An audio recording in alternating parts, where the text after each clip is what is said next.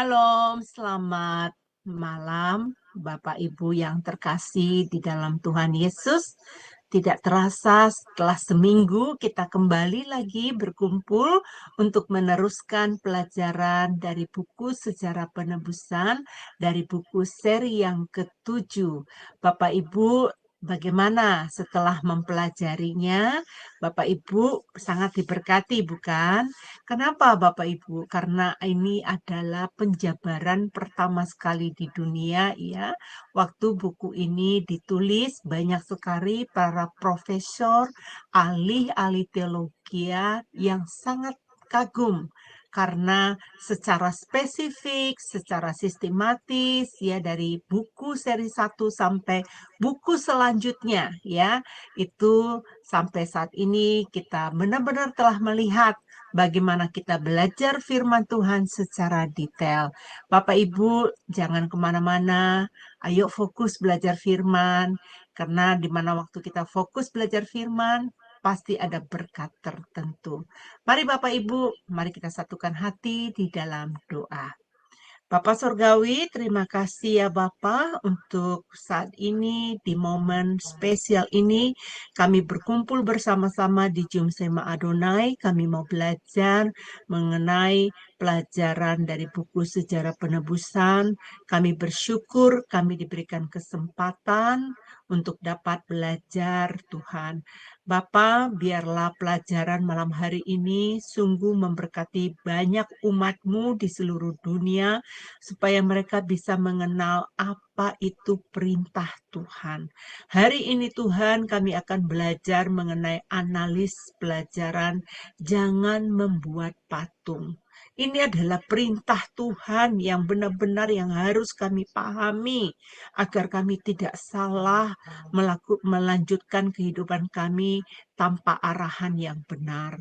Hukum yang Engkau berikan itu Bapa berguna Tuhan bagi kami untuk menyelamatkan kami ya Bapa dari perberhalaan Tuhan, dari pemujaan yang kepada Allah lain.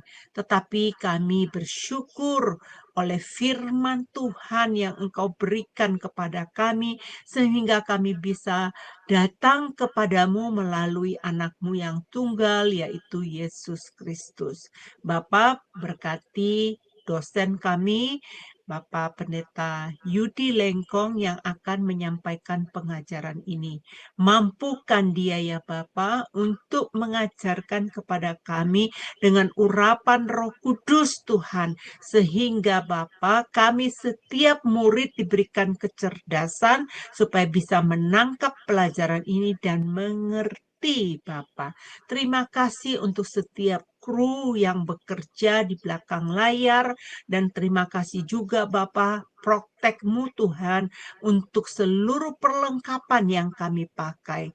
Kami memohon pertolongan dari Tuhan supaya internet, listrik, dan seluruh perangkat yang kami pakai dilindungi oleh-Mu ya Bapa. Bapa Surgawi, terima kasih. Segala pujian dan syukur dan hormat kami hanya kepadamu Bapa. Di dalam nama Yesus kami berdoa. Amin. Ada amin Bapak Ibu yang terkasih. Saya percaya ada amin. Bapak Ibu, mari kita melihat profil dari Bapak Pendeta Yudi. Dipersilakan operator kami. Shalom semua, berjumpa kembali dengan tema Adonai. Dan pada kesempatan kali ini kita akan berkenalan dengan pembicara kita, yakni Bapak Pendeta Yudi M. Lengkong. Dan berikut adalah profil singkat dari beliau. Nama lengkap Pendeta Yudi PM Lengkong, Eskom, MDiv MTH Demin.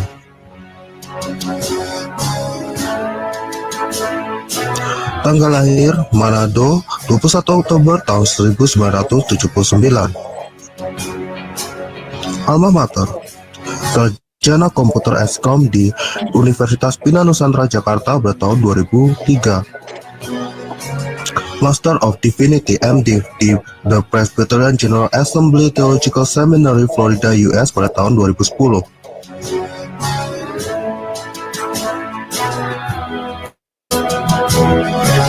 Director of Ministry Demin di Perry Theological Seminary, Florida, US pada tahun 2015. Master Teologi MTH di STT Bethesda, Bekasi pada tahun 2021. Pelayanan. Beliau pernah melayani sebagai pendeta di Gereja Presbyterian Bukit Sion Indonesia di Jalan Ragawana 1 nomor 2 Puri Cinere, Depok. Pembicara seminar buku seri Sejarah Penebusan untuk Yayasan Damai Sejahtera Utama, Depok. Dosen di STT Hagiasmos Mission, Jakarta. Dan sekarang beliau melayani sebagai pendeta di Presbyterian Bukit Sion Indonesia di Jalan Ciliwung nomor 5 Purwantoro, Kecamatan Blimbing, Kota Malang, Jawa Timur.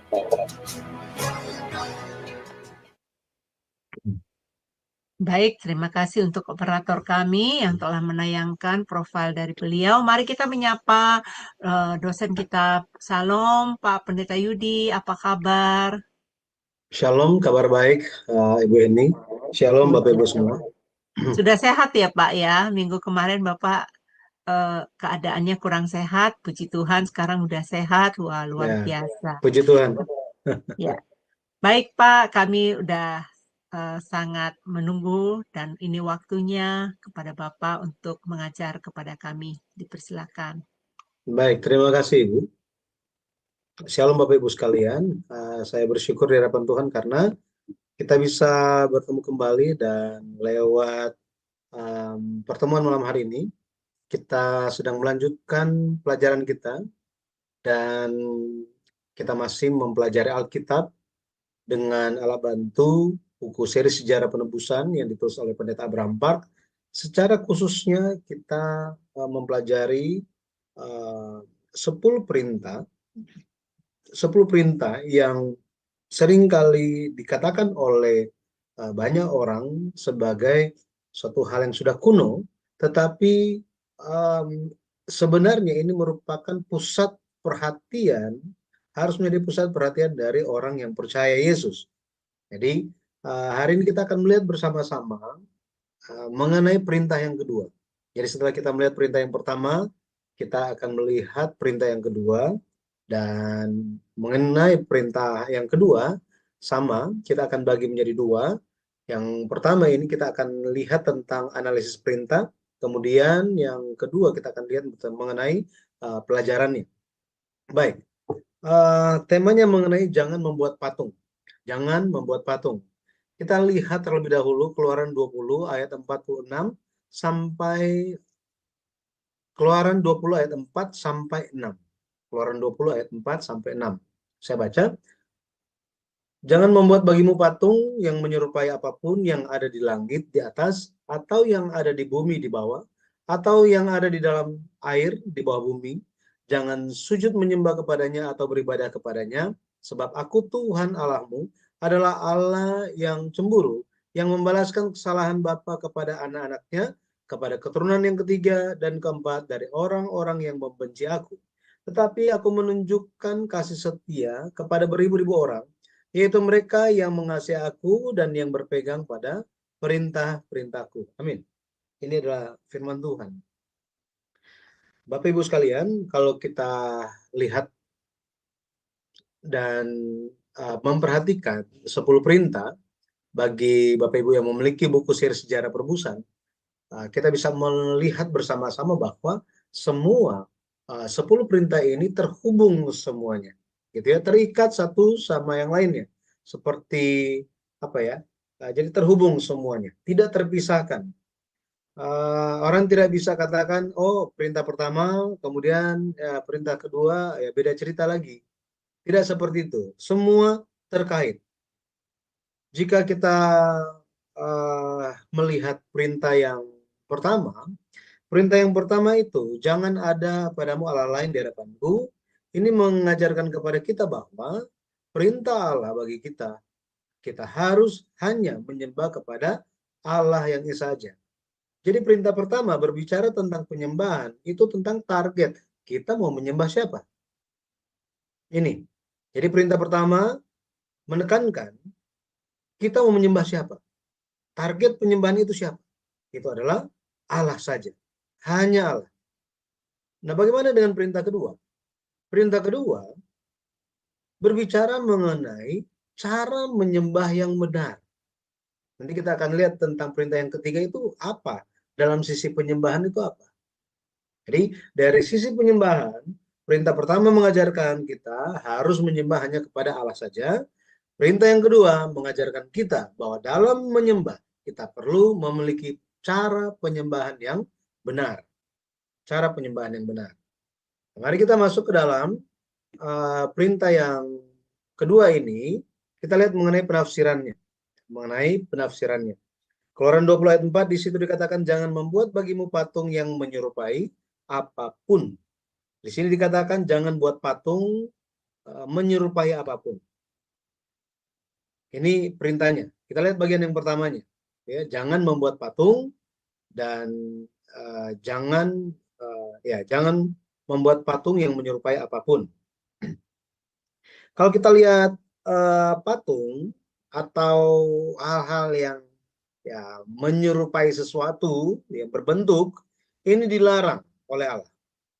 Jadi hal ini menunjuk kepada apa? Hal ini menunjuk kepada sesuatu yang berwujud.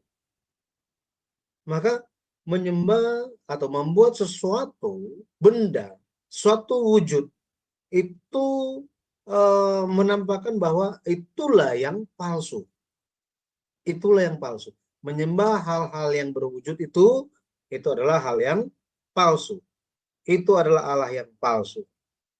Maka kalau kita lihat patung seringkali di zaman dulu seringkali berbicara tentang patung yang dibuat dari batu, kemudian dari potongan kayu, gitu ya. Maka menjadi pertanyaan, kenapa orang suka membuat patung? Kenapa? Dan kenapa orang suka membuat patung untuk disembah? Kenapa demikian? Dari sini kita bisa lihat bahwa orang-orang membuat patung karena patung itu bisa dilihat oleh mata. Jadi kelihatan oleh mata. Makanya ketika manusia itu melihat dengan mata, kemudian bisa pegang, bisa dirasakan dengan indera manusia, muncul suatu sifat bahwa percaya mengenai hal itu. Makanya sekarang ini kan kita tahu, kalau saya nggak lihat saya nggak percaya. Ada ungkapan seperti itu kan. Jadi kenapa mereka manusia itu membuat patung, membuat yang menyerupai sesuatu, apapun itu, karena mereka suka percaya dengan melihat, percaya dengan mata mereka. Kalau Pendeta Abraham Park, penulis buku seri sejarah perebusan, dia sering berkata bahwa manusia dia lebih percaya bahwa ada uang 100 perak di kantong daripada percaya Tuhan. Kenapa? Karena 100 perak itu kelihatan, Tuhan nggak kelihatan. Tetapi kalau kita lihat di dalam Alkitab, kita harus tahu bahwa Allah bukanlah sosok yang dilihat oleh mata. Ini, Allah bukanlah sosok yang dilihat oleh apa? Mata. Allah itu tidak berwujud, sehingga tidak bisa ditampakkan lewat rupa apapun. Membuat bentuk apa? Sedangkan Allah itu tidak kelihatan. Iya kan? Tetapi manusia selalu mau kelihatan, mau yang kelihatan, mau yang kelihatan. Bapak Ibu mungkin masih ingat ketika orang Israel di zaman Samuel meminta raja. Kenapa mereka minta raja? Samuel bilang, Allah lah rajamu. Di zaman Gideon, Gideon bilang, bukan saya, Tuhanlah raja kalian. Tetapi orang Israel bilang apa? Kami mau raja. Seperti bangsa-bangsa yang lain ada raja, kami mau raja. Karena mereka mau hal-hal yang kelihatan. Yang kelihatan. Alkitab katakan bahwa Allah adalah roh. Allah adalah roh. Di dalam Alkitab, di 1 Tawarik 13 ayat 6, di situ dikatakan bahwa Tuhan itu bertahta di atas kerubim. Di atas kerubim. Ya, ini terjemahan lain yaitu di antara para kerub. Ya, kalau kita lihat gambarnya seperti ini. Bisa lihat Allah ada di mana?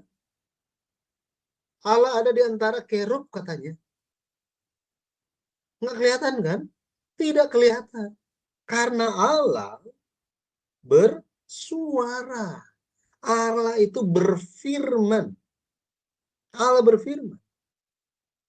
Jadi Allah sedang memberikan sementara memberikan bukti bahwa dia itu tidak kelihatan dengan mata.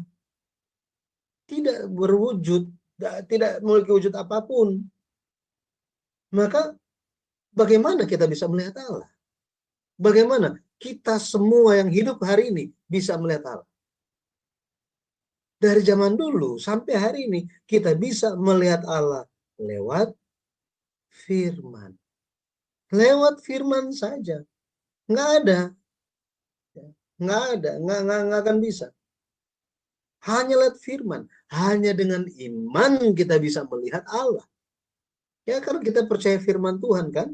Itulah iman. Dengan iman itulah kita bisa melihat Allah.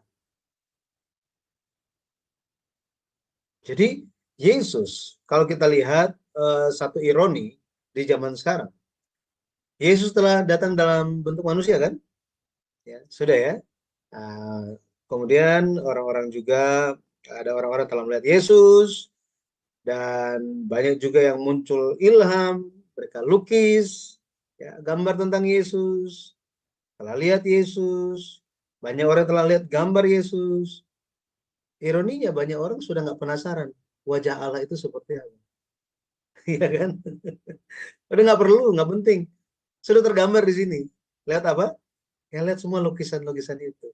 Jadi mau Tuhan mau seperti apa mukanya, udah nggak peduli gitu ya. Di zaman dulu kalau kita lihat orang Israel bagaimana? Mereka menjalani kehidupan yang hanya dengan iman saja. Makanya kita hari ini pun perlu iman. Perlu dengan iman. Ya. Inilah yang menjadi tugas kita. Maka kalau kita lihat orang-orang di zaman dulu, mereka membuat patung. Ya. Membuat patung menyerupai sesuatu.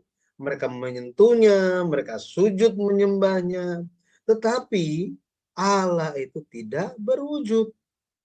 Karena Allah tidak berwujud, bagi orang Israel pun itu menjadi tantangan. Jadi nggak semua juga percaya. Menjadi tantangan bagi mereka. Kenapa? Bagaimana bisa percaya kepada Allah yang tidak kelihatan, yang tidak ada wujudnya? Sangat sulit, gitu ya. Maka Allah menyatakan dirinya lewat para hamba-hambanya, para nabi. Lewat apa? Suara. Allah hadir lewat firman. Allah hadir lewat firman. Jadi kalau kita lihat hari ini, kita perlu bertemu dengan Allah, beriman kepada Allah lewat apa? Lewat firman yang kita miliki. Lewat firman. Percayalah bahwa segala jawaban kehidupan itu ada di dalam Alkitab. Segala jawaban dari pertanyaan kita ada di dalam firman-Nya. Itu semua ada. Nah, makanya kita perlu untuk memiliki firman itu, menaruhnya dalam hati kita, dan kita bisa hidup sesuai dengan apa yang diajarkan oleh firman. Allah hadir. Yesus itu Immanuel. Amin. Bagaimana kita tahu itu Yesus selalu hadir di dalam setiap kehidupan kita?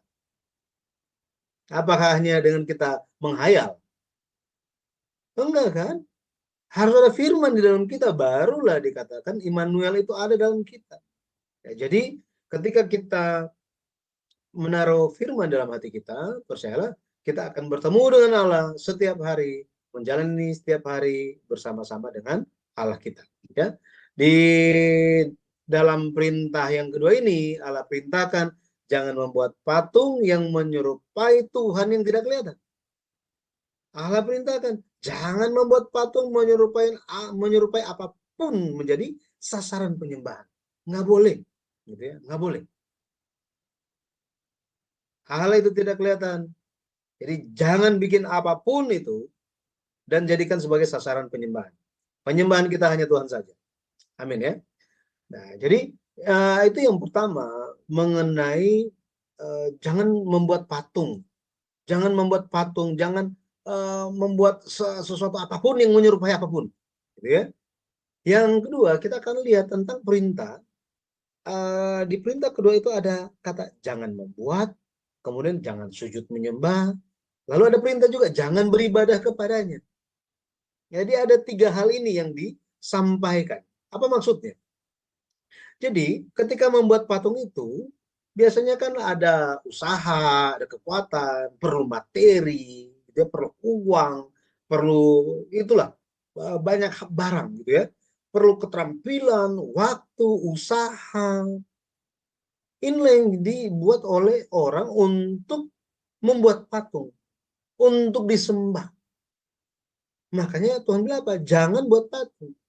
Artinya ketika kita dalam kita menyembah Tuhan, jangan sampai kita apa ya? Banyak orang memberikan kekuatan dia, materi dia, keterampilan dia, waktu dia, segala usaha dia untuk membuat hal-hal yang sia-sia. Tetapi kepada Tuhan tidak dilakukan. Nah, ini sudah menyimpang. Maka diberikan perintah jangan membuat patung. Jangan memiliki usaha untuk hal-hal yang sia-sia itu. Tetapi jalankanlah semua kekuatan kita, waktu kita, usaha kita untuk menyembah Tuhan saja. Untuk Tuhan saja. Jadi jangan buat patung, jangan hal-hal yang sia-sia, jangan ada itu, ya. Kemudian dikatakan jangan sujud menyembah kepada patung itu. Jangan sujud menyembah kepada patung itu. Sujud ini menunjuk kepada bungkuk itu, ya, pinggang sampai ke tanah itu. Ini menunjuk kepada sikap hati yang tunduk sepenuhnya. Artinya apa? Artinya hati orang itu yang sujud itu benar-benar telah direbut oleh berhala. Pada akhirnya sujud dengan sendirinya. Sujud dengan sendiri, nggak perlu dipaksa. Apakah patung itu memaksa dia? Apakah sebuah patung memaksa manusia untuk menyembah patung itu? Tidak ada. Coba pergi ke kelenteng-kelenteng atau di mana itu. Iya kan? Semua pergi ke sana. Secara otomatis mereka sujud menyembah. Sujud menyembah. Kenapa demikian? Karena hatinya telah sepenuhnya direbut oleh berhala. Makanya kita harus berjaga-jaga. Jika hati kita telah direbut oleh yang lain selain Allah, maka kita telah sujud menyembah hal tersebut. Nah, kita harus berjaga-jaga dalam hal ini. Ya, harus berjaga-jaga. Kemudian, dikatakan jangan beribadah kepadanya. Jangan beribadah kepadanya. Nah, di sini bicara mengenai kondisi kehilangan kebebasan. Sepenuhnya menjadi budak berhala. Pada akhirnya, ya terus-menerus menyembah, terus-menerus menyembah dan menyembah, menyembah dan menyembah. Ya, ini yang terjadi. Makanya jangan kita beribadah kepadanya. Dimulai dengan jangan membuat. Jangan ada inisiatif yang lain. Jangan. Makanya cara penyembahan kita benar-benar harus terfokus kepada Allah saja. Hanya kepada Allah saja. Kalau kita lihat di dalam isi perintah yang kedua, dikatakan jangan membuat yang menyerupai apapun yang ada di langit di atas, yang ada di bumi di bawah, atau yang ada di dalam air di bawah bumi. Nah, ini menunjuk kepada apa? Hal-hal apa? Yang di langit, di atas. Ini tentang binatang-binatang, burung. Bumi di bawah, tentang hewan-hewan atau serangga. Di dalam air, di bawah bumi, itu tentang ikan-ikan. Jangan katanya, jangan membuat yang menyerupai hal-hal tersebut. Jangan. Ya, banyak orang kan bikin seperti ini. Dunia memiliki semua hal ini. Bangsa-bangsa yang tidak percaya ada semua hal ini. Tetapi kita sebagai orang percaya tidak boleh. Tidak boleh. Ulangan 4 ayat 16 sampai 18 di situ dikatakan jangan apa di sini? Jangan buat patung katanya. Supaya jangan kamu berbuat supaya jangan kamu berlaku busuk dengan membuat bagimu patung yang menyerupai berhala apapun yang berbentuk laki-laki atau perempuan, yang berbentuk binatang yang di bumi, atau berbentuk burung bersayap yang terbang di udara, atau berbentuk binatang yang merayap di muka bumi, atau berbentuk ikan yang ada di dalam air di bawah bumi. Ini rinciannya. Seperti apa? Maksudnya yang ada kayak di langit, di atas, di bumi, di dalam air. Jangan. Lebih lagi kalau kita lihat di sini muncul, jangan membuat patung yang berbentuk laki-laki atau perempuan. Jangan membuat patung yang menyerupai manusia, katanya. Ayat yang ke-19 dikatakan apa? Ayat 19. Ulangan 4 ayat 19. Dan juga supaya jangan engkau mengarahkan matamu ke langit, sehingga apabila engkau melihat matahari, bulan, dan bintang, segenap tentara langit, engkau disesatkan untuk sujud menyembah dan beribadah kepada sekaliannya itu, yang justru diberikan Tuhan Allahmu kepada segala bangsa di seluruh kolong langit sebagai bagian mereka. Jadi, jangan sujud menyembah kepada matahari, bulan, bintang, katanya. Jangan. Kenapa Tuhan perintahkan demikian? Karena semuanya adalah ciptaan. Ciptaan. Ya. Ulangan 4 tadi, kalau kita mundur gitu ya, ayat yang ke-16 di situ bicara jangan menyembah manusia, katanya. Jangan menyembah manusia. Karena apa? Kalau kita lihat dari antara ciptaan Tuhan, manusia itu yang terbaik. Yang terbaik. Manusia itu diciptakan dengan gambar dan rupa Allah. Ini keberadaan yang sangat-sangat khusus. Dibuat dari debu tanah yang sangat halus, yang terbaik. Dibedakan dengan bahan dasar menciptakan binatang. Ini beda. Kemudian kepada manusia itu Allah secara langsung berikan nafas hidup. Allah berikan langsung. Jadi manusia pada akhirnya mereka menjadi makhluk yang hidup. Manusia itu yang terbaik dari antara semua ciptaan.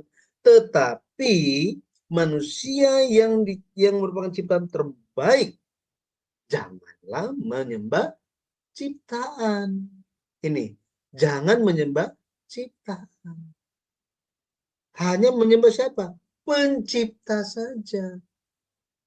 Ini, ya. Jadi kalau kita lihat, misalnya manusia itu menyembah ciptaan-ciptaan yang lain, gitu ya, menyembah manusia, menyembah binatang, menyembah ciptaan, artinya manusia yang menyembah, manusia yang membuat patung, sujud menyembah, beribadah kepada patung itu, apa yang sedang dilakukan oleh manusia ini? Mereka sedang merendahkan Allah. Nah ini, merendahkan Allah, menurunkan Allah selayaknya Allah itu hanya ciptaan saja. Ini menghina, menjadi dosa yang sangat-sangat besar. Jadi manusia itu memiliki intelektual, emosi, kehendak. Manusia itu ada hikmat untuk sadar dengan pengetahuannya. Di kepala itu bisa merasakan, menyadari segala sesuatu, ada hati. Jadi semua itu bisa dijalankan oleh manusia. Manusia itu sangat istimewa. Ada kemampuan yang cukup untuk terhubung dengan Allah. Ya, cukup untuk terhubung dengan Allah sebenarnya. Tetapi ya, apa yang terjadi? Gitu ya. Kalau kita lihat, manusia seringkali lupa. Seringkali lupa. Meskipun Allah itu tidak kelihatan, tetapi manusia tetap bisa terhubung dengan Allah. Tetap terhubung dengan Allah. Dan untuk kita bisa terhubung dengan Allah yang tidak berwujud, yang tidak kelihatan itu, kita bisa terhubung dengan apa? Dengan perjanjian Allah dan firman-Nya. Dengan firman. Ya. Makanya Allah selalu menampakkan dirinya, bukan cuma untuk menunjukkan, oh ini saya. Enggak seperti itu. Tetapi Allah selalu menyatakan dirinya lewat firman-Nya. Lewat firman-Nya. Ya. Maka kita harus selalu ingat bahwa tujuan iman kita itu adalah supaya penyembahan kita itu hanya kepada Tuhan saja. Hanya kepada Tuhan saja. Kalau kita lihat di Imamat 19 ayat 4, di situ dikatakan janganlah kamu berpaling kepada berhala-berhala, dan janganlah kamu membuat bagimu dewa tuangan. Akulah Tuhan Allahmu. Di sini berhala, Elil. Ini artinya apa? Bukan apa-apa. Hampa. Tidak berharga. Tidak berarti. Tetapi banyak kali manusia menjadikan hal-hal yang hampa itu untuk disembah. Menjadi sasaran penyembahan. Ya. Jadi kalau kita lihat di Mazmur dikatakan bahwa berhala itu suatu keberadaan yang tidak berguna. Ini berhala itu tidak berguna, tidak bermanfaat sama sekali. Coba kita lihat Mazmur 115 ayat 4 sampai 8. Ya. Coba kita baca ya. Berhala-berhala mereka adalah perak dan emas, buatan tangan manusia, mempunyai mulut tetapi tidak dapat berkata-kata. Lihat itu ayat yang kelima, mempunyai mulut tetapi tidak dapat berkata-kata. Mempunyai mata tetapi tidak dapat melihat. Ayat 6, mempunyai telinga tetapi tidak dapat mendengar. Mempunyai hidung tetapi tidak dapat mencium. Mempunyai tangan tetapi tidak dapat meraba. Mempunyai kaki tetapi tidak dapat berjalan. Dan tidak dapat memberi suara dengan kerongkongannya. Bayangkan. Tetapi sudah seperti itu, tetap saja masih disembah. Ayat 8 dikatakan apa? Seperti itulah jadinya orang-orang yang membuatnya dan semua orang yang percaya kepadanya. Maksudnya apa? Apa maksud ayat yang ke-8? Ayat yang ke-8 ini berbicara bahwa orang yang membuat patung itu adalah orang yang tidak punya mulut, orang yang tidak punya mata, orang yang tidak bisa melihat, orang yang tidak bisa berkata-kata, orang yang tidak dapat mendengar, orang yang tidak dapat mencium, tidak dapat meraba, tidak dapat berjalan, tidak bisa bersuara. Dengan kata lain, orang yang membuat berhala, membuat patung, menyembahnya, yang percaya kepada berhala, itu orang bodoh. Paling bodoh di dunia. Paling bodoh di dunia. Ya. Makanya Tuhan bilang apa kepada orang Israel? Mazmur 115 ayat 9. Hai Israel, percayalah kepada Tuhan. Dialah pertolongan mereka dan perisai mereka. Amin. Jadi benar-benar kita harus memperhatikan hal ini. Jangan sampai kita terjebak. Ya, kita terjebak dan kita bisa jatuh ke dalam penyembahan berhala mengenai hal yang sia-sia. Hal-hal yang sia-sia. Nah, kalau kita lihat sekarang sudah modern, mungkin banyak di antara kita tidak punya patung lagi, atau tidak bikin patung, tidak menyembah patung. Tetapi ingat, berhala menunjuk kepada apa?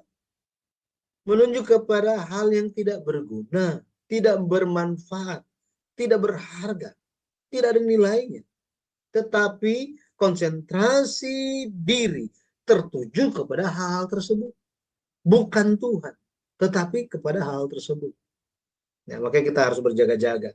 Ya, harus berjaga-jaga. Jadi Allah berfirman, jangan jangan sujud menyembah, jangan beribadah kepada semua hal-hal tersebut. Kenapa?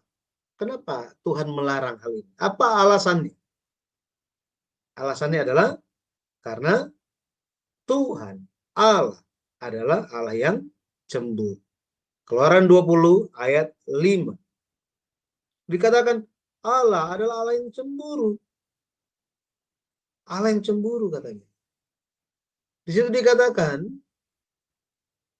jangan sujud menyembah kepadanya atau beribadah kepadanya, sebab aku Tuhan Allahmu adalah Allah yang cemburu, yang membalaskan kesalahan bapa kepada anak-anaknya, kepada keturunan yang ketiga dan keempat dari orang-orang yang membenci aku. Artinya, orang yang membuat patung, orang yang sujud menyembah, yang beribadah kepada patung, mereka adalah orang-orang yang benci Tuhan. Mereka nggak suka Tuhan. Mereka membenci Tuhan. Ya, nggak ada alasan yang lain.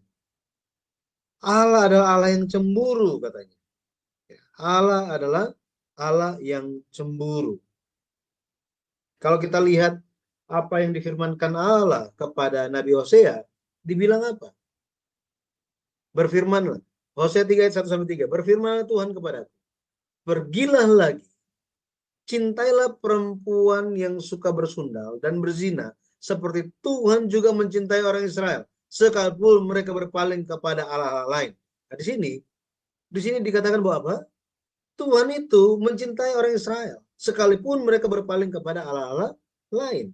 Jadi Allah bilang, meskipun Hosea, meskipun orang Israel itu suka kepada Allah lain, meskipun mereka lakukan itu, meskipun mereka berzina secara rohani dengan menyembah berhala, tetapi Allah bilang apa? Fokus kasih Allah tetap kepada umat Tuhan. Supaya apa? Supaya mereka kembali kepada Tuhan. Kembali kepada Tuhan. Ya, jadi benar-benar kita bisa lihat Allah melarang. Karena kita, jadi bukan cuma, saya pernah mendengar ada orang yang dengan ringannya berkata, tahu gak sih, Tuhan kita cemburuan loh. Wah, cemburuan loh dia. Cemburuan loh.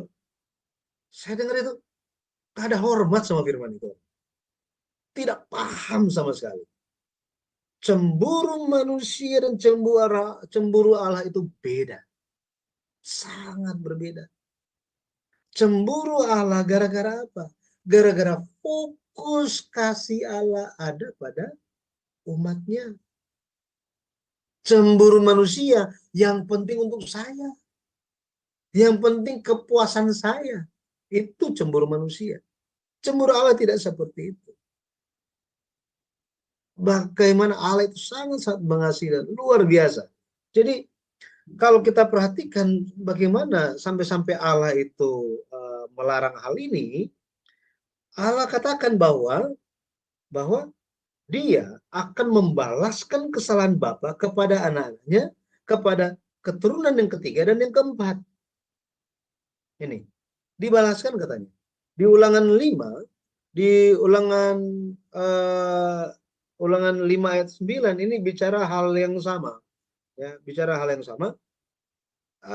Kata membalaskan, ya, membalaskan kesalahan ini di dalam bahasa Ibrani-nya adalah pakat. Pakat artinya mengunjungi, ya, mengunjungi katanya. Mengunjungi.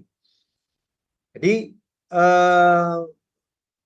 kalau ini dalam arti positif itu ya mengunjungi gitu ya, mengunjungi, datang, mendekat gitu. Tetapi dalam arti negatif ini memiliki makna membalaskan kesalahan atau Allah akan mengejar sampai akhir. Ini Allah akan mengejar sampai akhir. Kalau misalnya berkunjung, misalnya teman keluarga berkunjung, enak kan? Tapi kalau misalnya debt collector berkunjung gimana? Dia akan kejar sampai akhir kan? Nggak enak kan?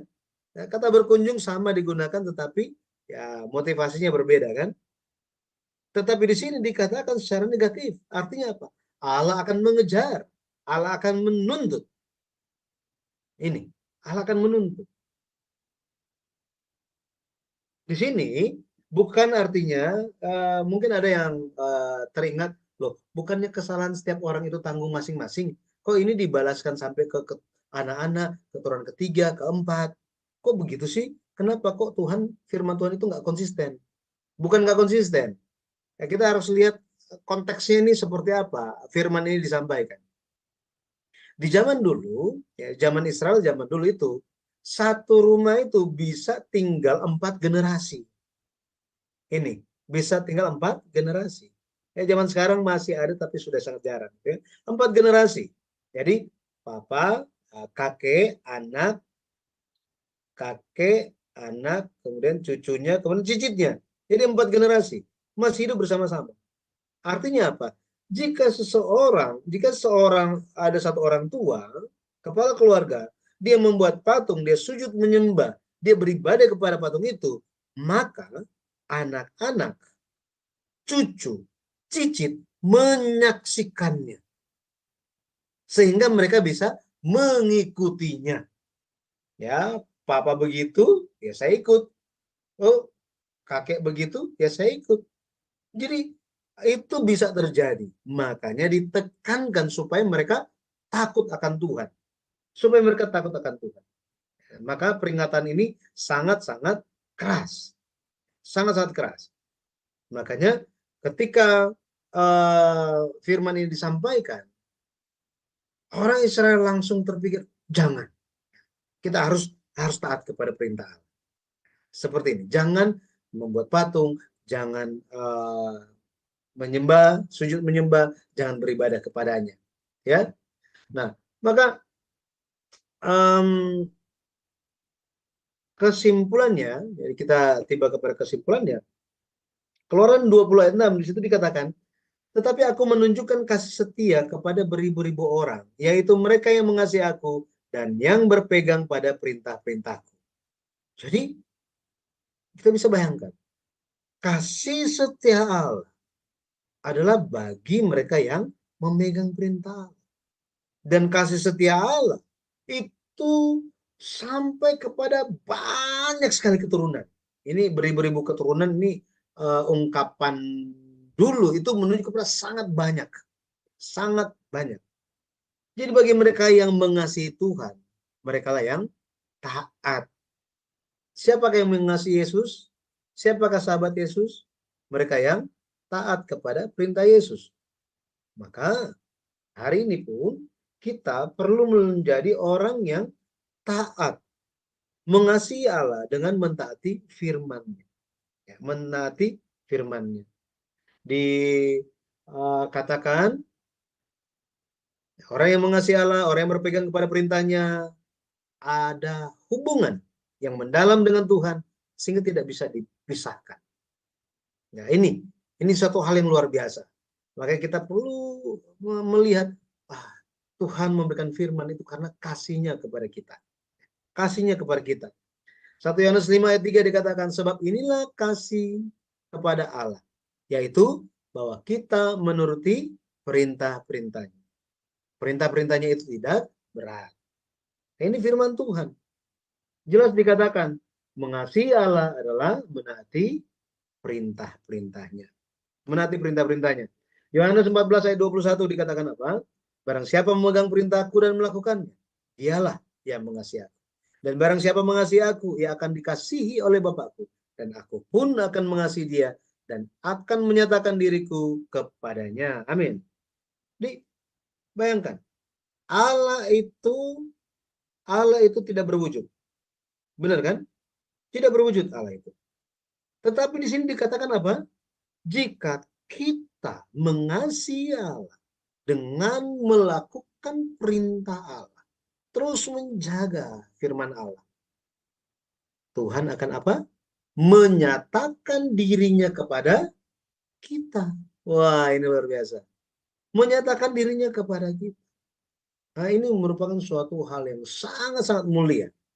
Saya pernah dengar satu lagu bahasa Inggris sudah lama. Di dalam lirik lagunya dikatakan, I can only imagine what it will be like when I stand by your side. Jadi saya hanya bisa membayangkan apa yang terjadi jika aku bertemu dengan Tuhan, berdiri di sampingnya. Wah, itu ya. Maka percayalah, berkat Allah Yesus menyatakan, Allah Bapa menyatakan dirinya kepada kita, itu berbicara tentang kita yang mengasihi Tuhan dalam kehidupan ini, pada akhirnya menerima berkat. Kita akan bertemu dengan Tuhan. Dia menyatakan dirinya kepada kita, dan kita akan hidup selama-lamanya dengan Tuhan kita. Saya berdoa dalam nama Tuhan Yesus Kristus, kiranya kita terus mencari tahu apa yang menjadi perintah Tuhan. Apa yang perintah Tuhan yang ingin kita lakukan. Supaya kita bisa melakukan. Dengan demikian, semakin kita memegang perintah Tuhan, semakin kita melakukan perintah Tuhan, semakin kita mendengar firman Tuhan, semakin kita mengasihi Tuhan. Semakin Tuhan menyatakan dirinya kepada kita. Tuhan Yesus memberkati. Saya kembalikan kepada Ibu Heni. Silakan. Ya, wow, luar biasa ya. Kita telah menerima pengajaran yang luar biasa. Mungkin kita tahu selama ini mengenai 10 perintah yang Tuhan berikan kepada kita, tetapi mungkin baru pertama kali kita belajar mengenai analis perintah ini. Wah, luar biasa sekali Bapak Ibu. Saya senang Bapak Ibu juga belajar bersama-sama dengan Zoom Sema Adonai. Dan Bapak Ibu sebentar kita akan memberikan ruang tanya jawab. Dan saya memberikan waktu kepada operator kami untuk mengumumkan acara-acara yang akan diadakan di Zoom Sema Adonai besok hari. Dipersilakan untuk Ibu Aling. Ya, baik. Terima kasih Bu Heni. Baik Bapak Ibu, saya akan membacakan acara-acara Sema Adonai ke depannya.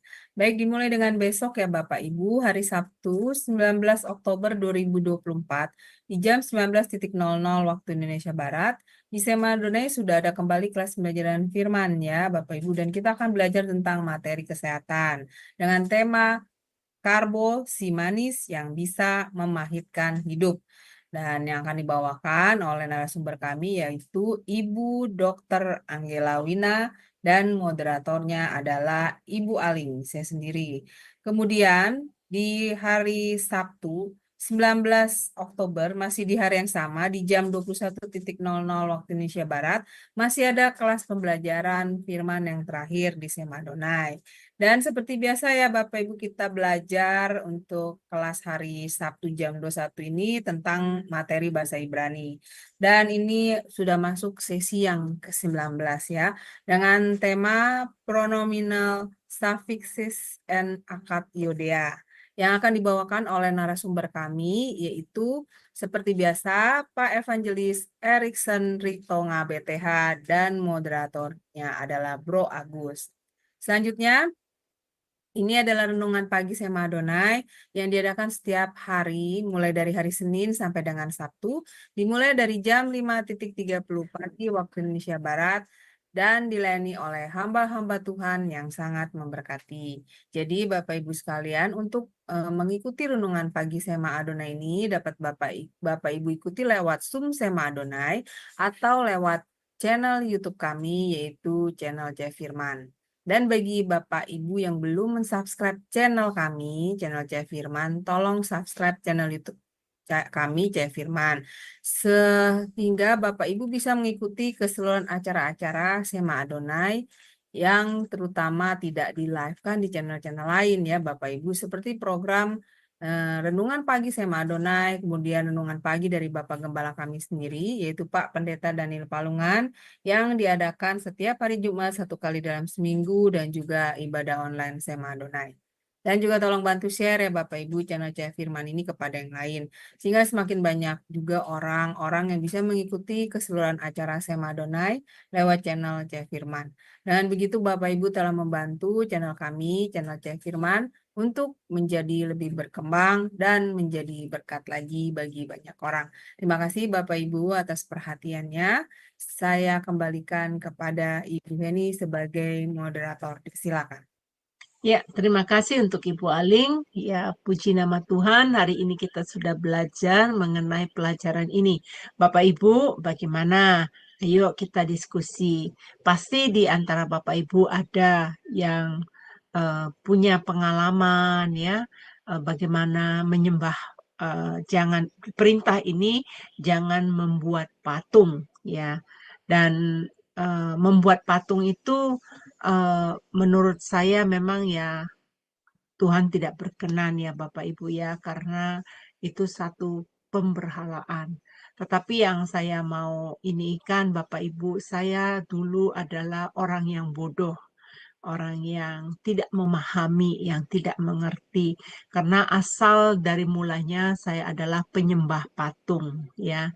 Jadi memang seperti tadi yang udah dijelaskan oleh Pak dosen kita bahwa patung itu dibuat supaya bisa dilihat, bisa diraba ya. Kita tahu jadi fokus kita kepada patung itu kita membayangkan bahwa dia ada di situ gitu. Padahal nggak ada sama sekali ya Bapak Ibu ya. Jadi saya puji nama Tuhan, luar biasa saya bersyukur Tuhan mengeluarkan saya dari sana, menarik saya dari penyembahan berhala saya sehingga saya hanya menyembah kepada Dia saja, kepada Allah saja. Tadi yang bagian terakhir kita belajar bahwa kita hanya menyembah kepada Dia, itu perintahnya di dalam firman Tuhan. Dan Bapak Ibu ada yang mau bertanya, silakan untuk Ibu Aling. Baik, terima kasih Bu Heni untuk kesempatannya. Ya, shalom, selamat malam Pak Yudi. Shalom. Biasa ya Pak, pemaparan malam ini sangat memberkati. Nah, tadi kan disebut bahwa jangan menyembah patung ya Pak Yudi. Ada ayat firman Tuhan yang mengatakan demikian. Lalu kan untuk di zaman sekarang ya Pak Yudi, kan orang zaman sekarang itu bukan lagi menyembah patung ya Pak, tapi percaya kepada ramalan Pak. Ramalan zodiak, lalu ramalan dari peramal, dari tarot. Nah ini bagaimana Pak untuk penjelasannya ya? Apakah ini maksudnya mereka itu kan tidak, berarti mereka tidak percaya kepada sesuatu yang nampak. Kalau peramal-peramal ini ya Pak Yudi. Nah ini bagaimana Pak penjelasannya secara alkitabiah ya? Silakan. Ya, jadi mereka percayanya itu kepada setan, gitu. Itu yang mereka percaya, gitu. Mereka berbicara mengenai hal-hal yang di depan, tetapi sebenarnya mereka sendiri nggak tahu tentang hal itu. Nah, mereka bertanya kepada siapa, gitu kan? Yang pasti bukan bertanya kepada Tuhan. Lewat semua instrumen-instrumen itu, semua merupakan hal-hal yang digunakan yang bukan dari Tuhan, gitu. Maka itu menjadi suatu tindakan, suatu kegiatan yang benar-benar sia-sia karena mencari dan akhirnya hidup mereka itu akan terbawa ke sana dan akan terus cari dan terus cari. Oh, kalau saya nggak pergi ke sana, kalau saya nggak tanya, aduh saya kayak belum afdol. Oh, kalau saya belum goyang-goyang itu terus muncul keluar sesuatu dan dibacakan, wah saya bagaimana? Oh, kalau misalnya tangan saya belum dilihat, oh nanti akan jadi seperti Iya apa? kan? Aduh gimana ya? Oh, saya dulu seperti itu terus terjadi kok. Oh ya, makanya saya suruh suami saya ini siapa saya gitu kan. Pada akhirnya fokusnya itu bukan Tuhan lagi, gitu.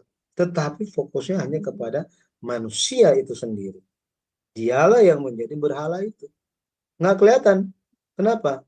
Nah, dia nggak bisa lihat diri dia sendiri, soalnya. Ya kan? Manusia kan nggak bisa lihat diri dia sendiri. Seringkali begitu. Makanya hal-hal yang demikian merupakan suatu hal yang sia-sia, meskipun sering tadi Ibu bilang gitu kan, itu juga kan tidak berwujud. Tetapi itu semua dari setan, gitu. Jadi mereka Ini banyak yang disadari Pak Yudi. ya Ya, maaf saya potong ya Pak, tapi ya ini banyak tidak disadari oleh mereka Pak, bahwa yang mereka dapatkan itu sebenarnya dari setan. Banyak yang nggak sadar Pak Yudi masalahnya. ya Iya. makanya di dalam pertemuan di perintah yang pertama sebenarnya ini kita bahas, gitu ya. Karena dalam perintah yang kedua ini lebih spesifik kepada membuat hal yang menyerupai sesuatu.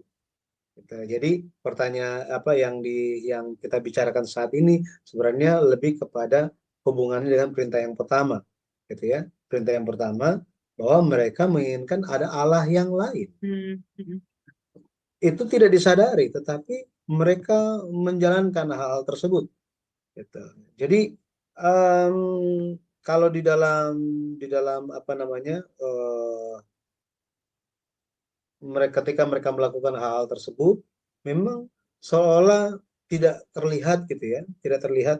Tetapi em, zaman sekarang ada orang membakar dupa, cium patung, terus atau memberikan persembahan sebuah barang, atau dia tunduk, atau hal yang seperti itu yang masuk ke dalam suasana yang seperti itu. Bukankah itu semua juga udah menyembah berhala, ya kan? Dan ketika mereka berdalih, oh ini kan nggak kelihatan, gitu. Tetapi ini semua menjadi suatu hal yang tidak disadari. Dan memang kecenderungan akhir zaman itu bukan lagi menyembah kepada hal-hal yang seperti dulu. Bukan lagi seperti dulu, bukan patung-patung yang seperti apa lagi. Tetapi mulai muncul hal-hal yang modern. Ya. Tetapi apapun itu, bahkan ketika kita keras kepala, ketika keras kepala tidak menerima nasihat firman, itu pun merupakan penyembahan berhala. Keserakahan itu pun penyembahan berhala. Kenapa? Keserakahan itu adalah penyembahan berhala. Ini yang terjadi di zaman dulu. Kalau kita lihat di bapak-bapak di dalam keluarga Bapak Abraham pun ada terjadi hal tersebut, gitu ya. Kalau kita lihat istrinya Yakub, Rahel itu, dia pun membawa terafim. Bukankah mereka percaya Tuhan? Mereka percaya Tuhan itu, Yahweh itu mereka percaya sebagai salah satu. Nah ini, salah satu dari banyak Allah. Hari ini Tuhan Yesus, amin, percaya, amin. Terus sudah. Oh ya, enggak berhenti di situ. Selain Yesus, saya juga percaya yang lain lah. Iya kan? Percaya kepada kemampuan saya sendiri. Percaya kepada kepintaran saya sendiri. Saya pernah itu dengan om saya pulang, saya kaget, saya sampai nggak bisa berkata-kata. Ini udah cerita sangat lama gitu ya, sekitar tahun-tahun 2000 gitu. Hari Minggu, saya siap-siap pergi ke gereja di kampung, tiba-tiba om saya pakai pakaian kebun, mau bawa-bawa kuda. Saya bilang, loh kok nggak ke gereja? Dia bilang begini, kalau saya ke gereja Tuhan mau jaga kudanya. Aduh. Iya kan? Kalau saya pergi ke gereja, Tuhan mau jaga kudanya. Ini. Ayo percaya Tuhan. Wah, iya kan?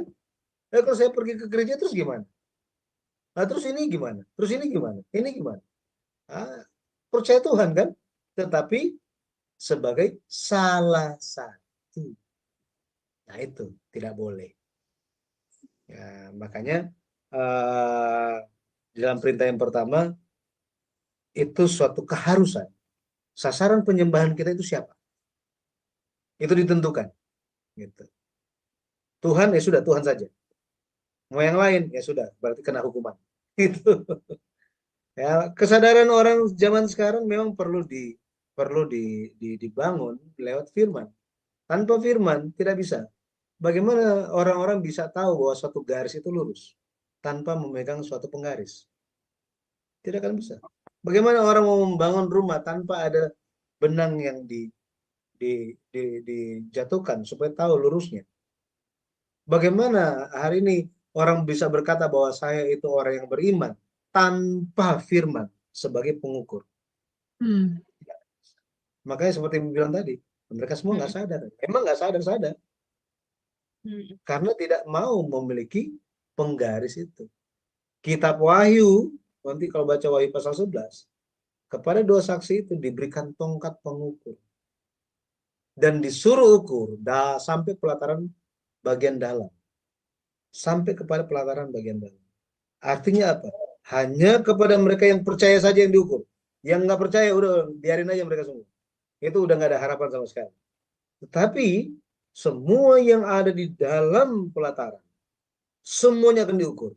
Loh, siapa yang diukur? Penulis kitab Ibrani, Yakobus dikatakan penghakiman itu akan dimulai dari mana? Dari dalam gereja, dari dalam orang yang percaya. Tapi semua orang berpikir bahwa apa? Oh, saya percaya, tetapi nggak mau memiliki itu, penggaris itu, nggak mau memiliki firman. Sangat kasihan. Ya, makanya kita perlu lebih lagi ya men-sharingkan channel Cahaya Firman ini, cerita kepada mereka dan juga doakan mereka. Begitu, Ibu. Ya, ya satu lagi ya Pak Yudi. Ya, silakan. Silakan. Saya mau tanya ini Pak, saya pernah mendengar cerita ini ya, maksudnya kesaksian dari teman saya. Dia ini kan aktif dalam satu komunitas pendoa syafaat ya Pak.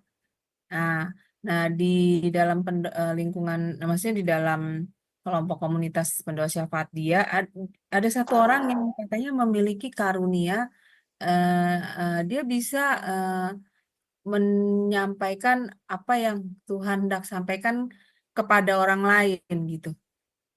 Seperti itu.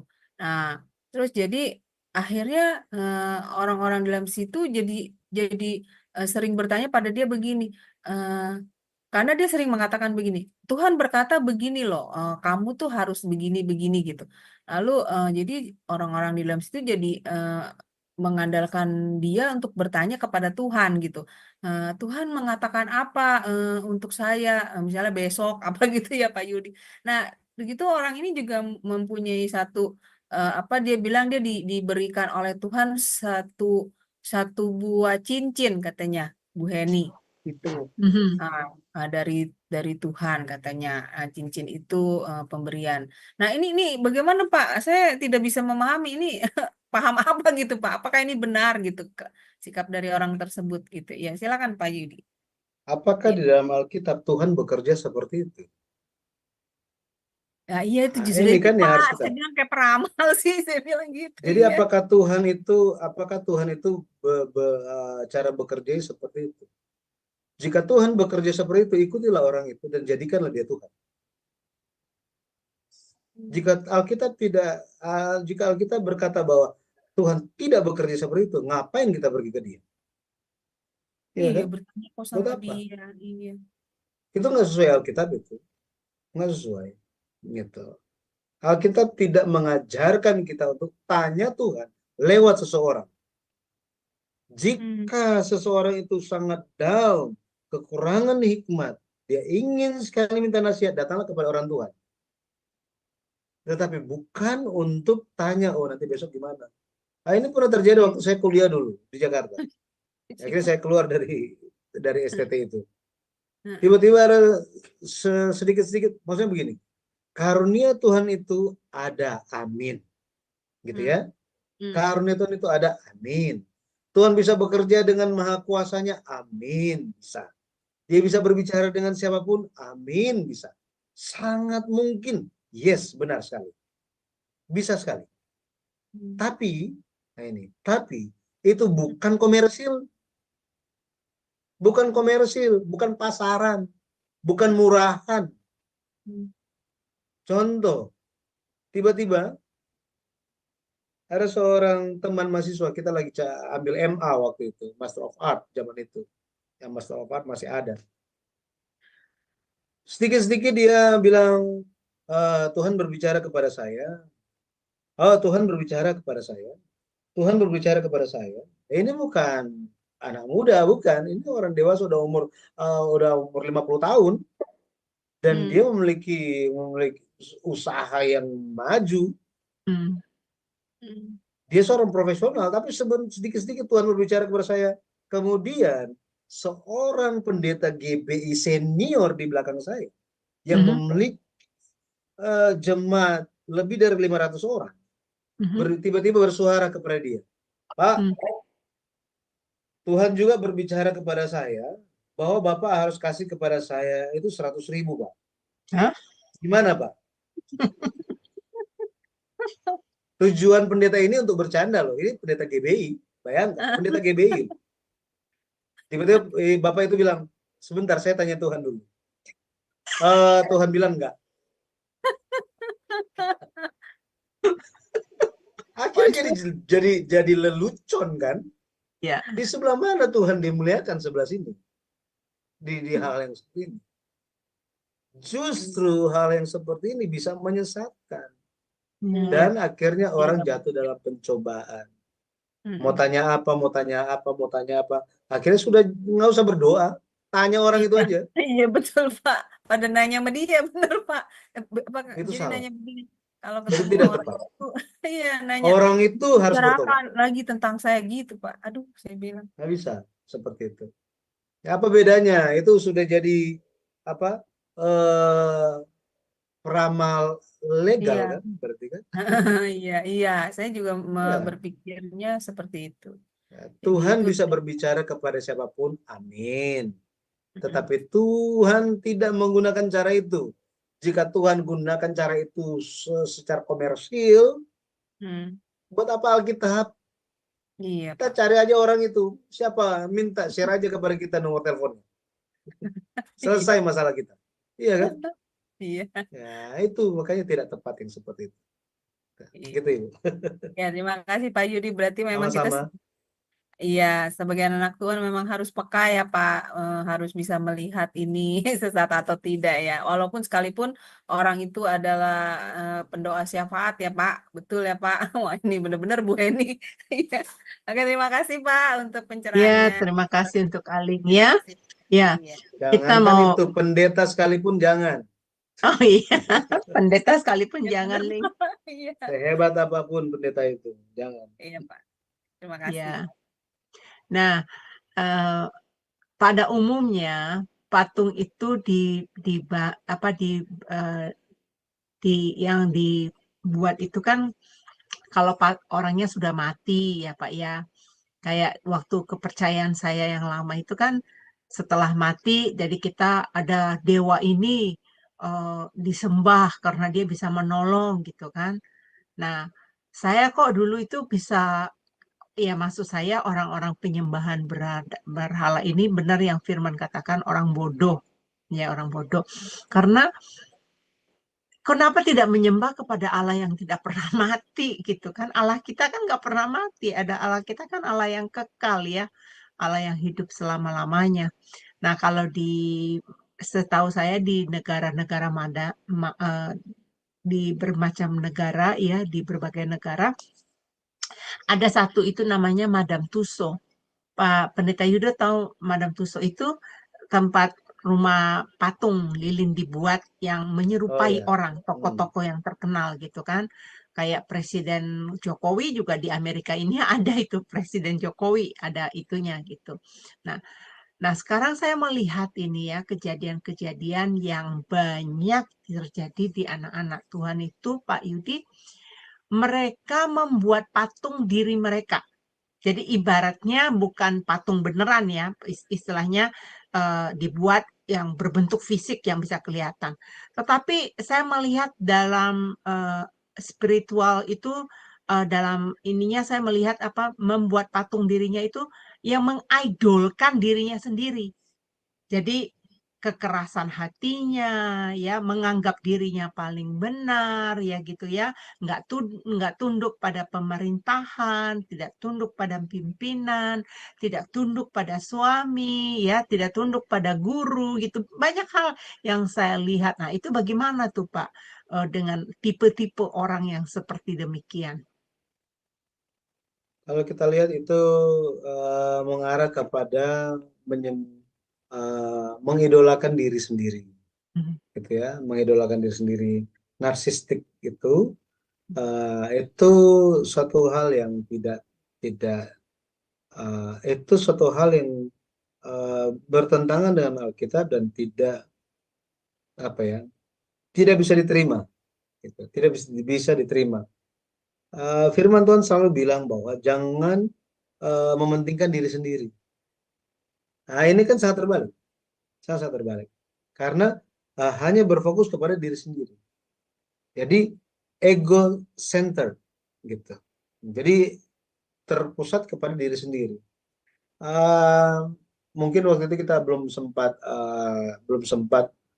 membahasnya, tetapi di dalam buku seri sejarah perusahaan yang pertama Mhm. Dibedakan tentang silsilah keturunan, garis keturunan Kain dan garis keturunan Set. Salah satu perbedaan mereka adalah silsilah Kain itu terfokus kepada diri mereka sendiri, tentang pencapaian mereka, oh mereka ahli di bidang apa, cantiknya luar biasa, wow, hebat. Oh, pokoknya bisa menghibur orang, entertainment, artis, wow, sukses, bisa influence orang luar biasa, sangat terkenal, kaya, bisa merumuskan metode-metode untuk berhasil, kesuksesan, semua hal-hal dunia, pencapaian dunia dengan berfokus kepada diri sendiri. Jadi semua itu untuk apa? Saya loh. Nah ini saya, ini saya. Maka jika dibandingkan itu dengan garis keturunan Set itu tidak pernah dicatat tentang pencapaian mereka di dunia. Bukan artinya mereka tuh miskin, bukan. Tetapi yang dicatat hanya, oh Henok hidup berjalan bersama dengan Tuhan. Nuh membangun bahtera. Lamek menantikan Mesias. Oh Enos saat itu mereka rajin berdoa, KKR semuanya. Adam mencari Tuhan, ikut Tuhan, taat. Jadi fokusnya adalah Tuhan. Teosentris. Jadi teosentris berbeda dengan egosentris. Sangat-sangat berbeda. Maka tren yang Ibu tadi katakan itu benar-benar seperti yang dikatakan dalam Alkitab, memang orang makin lama makin mengasihi dirinya sendiri. Ya, kasih makin dingin gara-gara apa? Iya kan, dikatakan kasih makin dingin kan? Itu bukan karena apa, bukan karena lebih mengasihi diri sendiri, nggak mau mengasihi orang yang lain, hanya saya sendiri. Yang penting saya, dan saya. Pada akhirnya dia menjadikan dirinya sendiri sebagai Tuhannya. Itu. Nah, ini sangat-sangat bahaya. Makanya untuk zaman sekarang ini memang sangat perlu anak-anak muda atau jemaat gereja diingatkan, apapun yang dijalankan itu lakukanlah untuk kemuliaan Tuhan. Untuk kemuliaan Tuhan. Dengan demikian pasti Tuhan bukakan jalan dan kita tidak lakukan kesalahan. Tuhan bilang kan, engkau bangun, berdiri, makan, minum, lakukanlah untuk Tuhan. Terus kalau foto-foto gimana? Kalau foto-foto gimana? Apakah untuk kemuliaan Tuhan? Ya kan? Selama bukan untuk supaya kita jadi idola, maksudnya mengidolakan diri kita sendiri, oh sayalah. It's okay. Ya, Pendeta Abraham Park pun dia bilang kepada ibu-ibu ya, ibu-ibu harus make up itu supaya cantik gitu ya. Ya supaya kan kelihatan baik gitu. Ya, rapi. Suami pun lihatnya enak, orang-orang ya kan? Tapi kalau misalnya langsung keluar rumah kayak orang baru bangun tidur, gimana coba? Wah, langsung kaget semua orang katanya. Jadi benar-benar kita harus proper gitu, ya, dengan diri sendiri, dengan orang-orang sekitar. Keteraturan itu bukannya jelek, gitu. Cantik itu bukannya di luar dari keteraturan, bukan. Keharmonisan itu semua baik adanya. Ini yang harus dijalankan, tetapi untuk kemuliaan Tuhan, bukan untuk show off siapa kita dan pencapaian kita. Tuhan di sebelah mana? Nah itu, ya begitu Ibu. Ya, baik Pak, itu luar biasa. Yang terakhir ya Bapak Ibu ya, saya mau memberitahukan bahwa di Amerika ini ada namanya perdesaan suku Amis. Jadi ada perkampungan suku Amis. Nah, kalau di sana itu Bapak Ibu ya terkenal bahwa mereka tidak boleh punya lampu yang seperti kita, jadi hidup seperti zaman dahulu ya. Jadi pakai matahari dan mereka pakai lampu pelita gitu. Nah, ada satu hal yang waktu saya pergi ke sana, waktu saya mengunjungi rumah museumnya, bagaimana mereka berpakaian secara sederhana sekali sampai saat ini. Jadi baju perempuan, baju laki-laki, ya, anak-anak, dan perempuan dewasa, laki-laki dewasa, dan orang tua itu pakaiannya sudah teratur, sudah harus kayak apa gitu. Dan salah satu tour guide-nya mengatakan kepada saya, perhatikan dari sekitar sini apa yang kamu merasakan yang tidak ada. Bingung ya, dicari-cari ya, cari-cari. Dan dia mengatakan bahwa tidak ada foto dari mereka gitu. Kenapa? Katanya bahwa foto itu mengidolkan dirinya sendiri. Nah, ini nih Pak Yudi yang sedang saya gumuli karena saya suka berfoto. Saya suka hobi. Kayaknya saya menjadi me time-nya saya itu berfoto gitu ya. Nah, menurut Pak Yudi bagaimana dengan digambarkan dengan suku Amis dengan dunia modern saat ini dan seperti contoh saya lah bahwa saya suka berfoto gitu. Kalau orang Amis itu Mhm. mereka memang satu golongan Kristen gereja yang komunitas yang memang berkomitmen untuk tidak ada hubungan dengan hal-hal dunia modern. Nah, itu memang komitmen mereka. Ini sudah sangat-sangat lama, ya sangat-sangat lama, sejak sebelum dunia modern ada bahkan. Ya, bukannya tiba-tiba terus mereka, karena saya tahu juga ada beberapa kalangan kecil yang sudah berhasil, sudah sukses apa tiba-tiba, oh karena dengar workshop, seminar atau khotbah, tiba-tiba langsung tinggalkan semuanya, langsung pindah ke kebun. Nah, ada yang seperti itu juga. Tetapi MS ini enggak seperti itu. Mereka benar-benar berkomitmen dari awal untuk hidupnya sangat-sangat sederhana, apa adanya, gitu ya. Nanti bisa lebih kenal lagi kepada mereka. Tetapi itulah komitmen mereka untuk menjaga diri mereka dari dunia, gitu. Dengan cara mereka, gitu. Dengan cara mereka ya, dengan cara mereka. Rasul hal seperti itu di dalam Alkitab tidak dilarang. Ini tidak dilarang, gitu ya. Jika orang memang sudah berkomitmen untuk memang menyendiri, untuk berfokus kepada iman mereka, silakan, gitu. Tetapi di sisi yang lain, tidak juga bisa menyalahkan orang-orang yang tetap mengikuti perkembangan dunia, gitu. Ya, karena kita masih tinggal di dunia. Ini kita masih tinggal di dunia. Maka hal-hal yang kita gunakan itu kita selalu syukuri.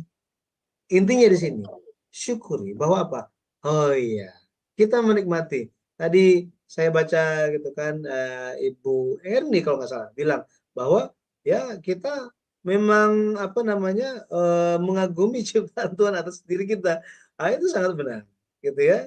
Makanya kita bersyukur. Intinya di situ, bersyukur kepada Tuhan tentang hal-hal yang kita lakukan. Nah, makanya ketika dikatakan segala sesuatu itu datang dari Tuhan, maka kita bersyukurlah atasnya. Ya, saya juga suka foto. Ya, foto, lihat, oh ya, oke, perbaiki lagi rambutnya. Saya suka foto-foto. Itu expressions, gitu ya, expression kita. Nah, seperti itu. Jadi, mari kita senantiasa bersyukur atas segala hal yang kita jalankan. Ya, pasti Tuhan yang berikan juga hati kita yang terus mengagumi segala hal dengan penuh ucapan syukur. Nah, tetapi jangan juga sampai terjebak kepada kayak tadi dikatakan, janganlah engkau melihat matahari, bulan, bintang, engkau mengaguminya dan engkau jatuh menyembahnya. Itu ini banyak yang terjadi, orang mati-matian pengen, misalnya gitu saya lihat, mati-matian pengen lihat matahari terbit gitu. Ya, matahari terbit. Tanggal 1, ini tanggal 1 Januari, yang pertama-tama di mana yang matahari pertama kali muncul, semua pergi ke sana. Akhirnya nggak gereja. Maksud saya, ya sayang gitu, ya sayang. Kita lakukan segala satunya, mari kita lakukan dengan bersyukur. Ya, kalau mereka mau pergi lihat matahari untuk bersyukur, ya puji Tuhan. Ya hal-hal seperti itu. Terima kasih Bapak Pendeta Yudi atas pengajaran malam hari ini. Teman-teman, kita sudah belajar dari pengajaran firman Tuhan yang dari perintah pertama yang setelah kita pelajari minggu-minggu yang lalu mengenai harus menyembah kepada Allah saja. Kemudian kita sudah belajar mulai dari hari ini, kita sudah belajar analis perintah mengenai bagaimana cara kita menyembah kepada Allah yang benar. Kemudian minggu depan kita akan belajar mengenai pelajaran perintahnya yang kedua ini ya Bapak Ibu ya. Jadi Bapak Ibu kami undang untuk minggu depan selalu tune bersama kami, tetap belajar bersama-sama kami. Dan sebelum kita mengakhiri, kita minta Bapak Pendeta Yudi untuk conclusion-nya dan mendoakan kita dengan doa berkat. Dipersilakan Pak. Allah sangat mengasihi manusia. Allah sangat mengasihi umatnya. Dari antara 10 perintah, perintah yang kedua ini memberikan penjelasan yang cukup banyak. Karena betapa penting sikap respon atau cara manusia dalam menyembah itu cara menyembah yang benar berhubungan erat dengan menerima kasih Allah atau menerima hukuman. Maka hari ini ketika kita memiliki sikap hati yang benar dalam menyembah Tuhan, percayalah bahwa kita menjadi target kasih Allah. Dia akan mencurahkan berkat yang luar biasa bagi kita yang mengasihi Dia. Saya berdoa dalam nama Tuhan Yesus Kristus kiranya dalam menjalani hari-hari kehidupan kita ke depan, kita terus ingat mengasihi Tuhan lewat menjaga dan menuruti firman-Nya. Mari kita berdoa. Bapa di surga, terima kasih Engkau telah memberikan kami waktu yang berharga untuk mendengarkan firman. Abraham diberkati, banyak bangsa di bumi menerima berkat karena Abraham mendengarkan firman. Sama dengan itu kami hari ini pun mendengarkan firman. Kami bukan hanya mendengar dengan telinga kami, tetapi juga dengan hati dan roh kami. Tolong ya Bapa supaya firman-Mu benar-benar menggerakkan kami untuk menjadi anak-anak-Mu yang mengasihi Engkau, yang menjalankan setiap kehendak firman. Bapa terima kasih. Sampai kami bertemu kembali, tolong Bapa Engkau yang menyertai setiap anak-anak-Mu yang berharga. Tolong Bapa Engkau yang bimbing segala sesuatu hal yang dijalankan, yang diharapkan dalam doa. Bapa kiranya Engkau yang mendengar dan menggenapkannya. Bapa tolong Engkau sertai setiap anggota keluarga kami, setiap pekerjaan, setiap sekolah dan perencanaan-perencanaan. Biarlah Engkau yang akan melingkupi dengan kuasa Roh Kudus-Mu, sehingga sesuai dengan kerelaan hati Tuhan, Engkau yang akan memberikan yang baik bagi kami. Bapak terima kasih. Tolong ya Bapak Engkau sertai semua anak-anak-Mu yang melayani lewat SMA Adonai ini. Engkau yang memberkati ya Bapak supaya setiap hal yang mereka jalankan memuliakan nama-Mu, berkenan di hadapan Bapak. Dan tolong Engkau yang mencurahkan berkat dan kasih karunia-Mu. Bapak terima kasih. Pakai selalu channel ini menjadi berkat keselamatan, membawa Yesus bagi banyak orang sehingga mereka pun memperoleh keselamatan. Terpujilah nama Tuhan. Kami berdoa bersyukur menyerahkan sisa hari ini hanya di dalam tangan-Mu yang penuh kasih.